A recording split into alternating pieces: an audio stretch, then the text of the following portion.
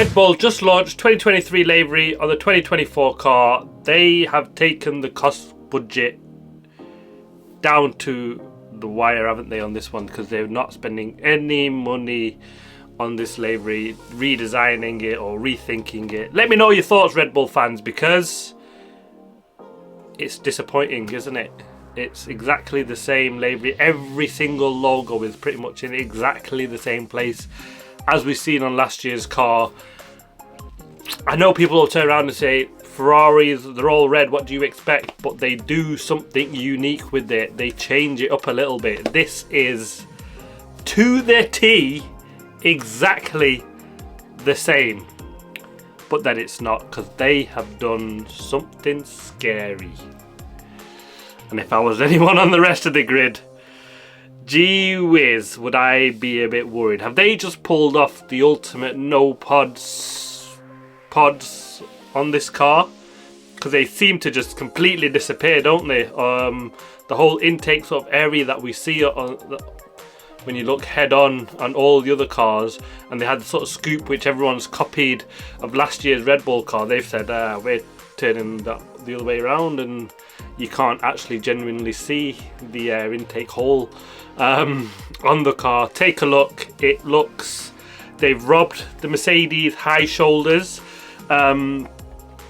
that they ran all the way to the back. The side is visibly less bulkier in terms of it doesn't seem to stick out so much. It's really sucked in.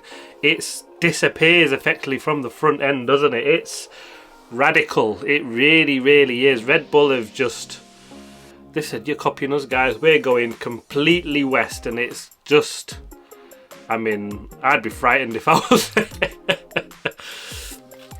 that looks like a championship winning car, just straight off. I'm not even gonna lie, it just looks absolutely, unless they've got something fundamentally wrong and they tried something so drastic and unique that you think, I think they got this one a bit wrong, or they've completely missed something on this one.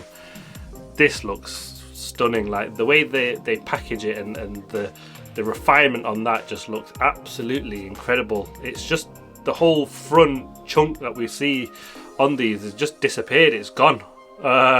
Exactly where the side pods are, they've just completely taken them out. Looks really unique, very slim, doesn't it?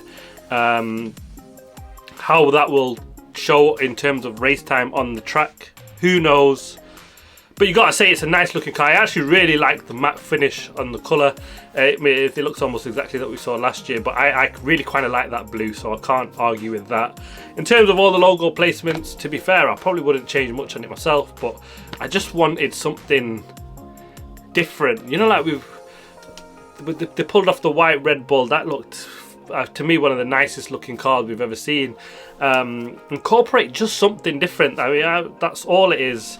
And it's full colour blue, isn't it? They've not got much carbon on this apart from probably all the underside part of it, but the engine cover all the way run down to the front nose, it's all blue. It doesn't look like there's any carbon on that side of front, but it looks like obviously they've got time to play with because they were so far ahead of the field.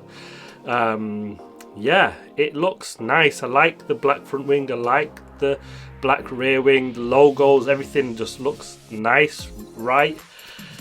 But I just wanted something different from the world champions, and you just wanted something, a little bit of a spark. It's their 20th year in Formula One, and the livery is just a bit of a letdown in terms of that. They've not really lived up to the hype, but the car just looks revolutionary is another word. Like, I just love the way it joins the halo at the top. It seems to join flat with that. I mean, last year they all seemed to drop down and then the bodywork flows from there onwards.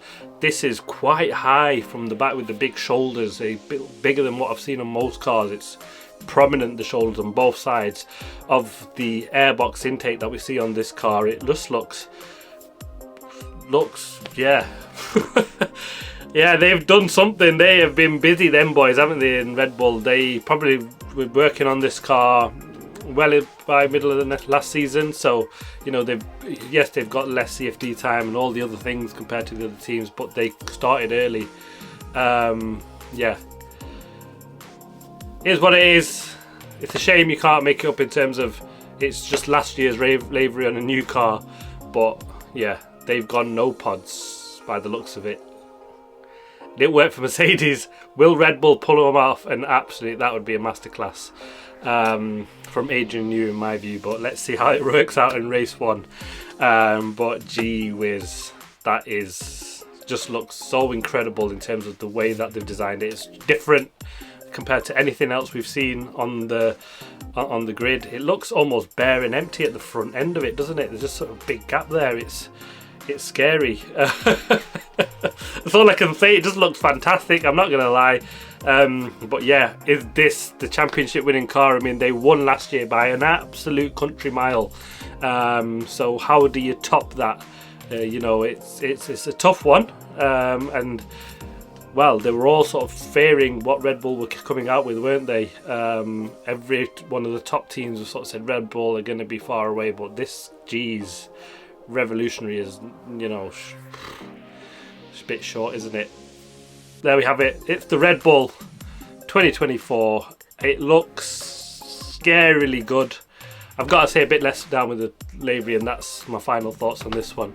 But that's it. That's the car launch season done. We're going to head to Bahrain for testing. Starts from the 21st, and that's next weekend. So yeah, let's see where this one heads up. My pre-season review and predictions will be coming shortly. Looking forward to that one. But yeah, thanks for watching. Please like, subscribe and comment as always. Red Bull.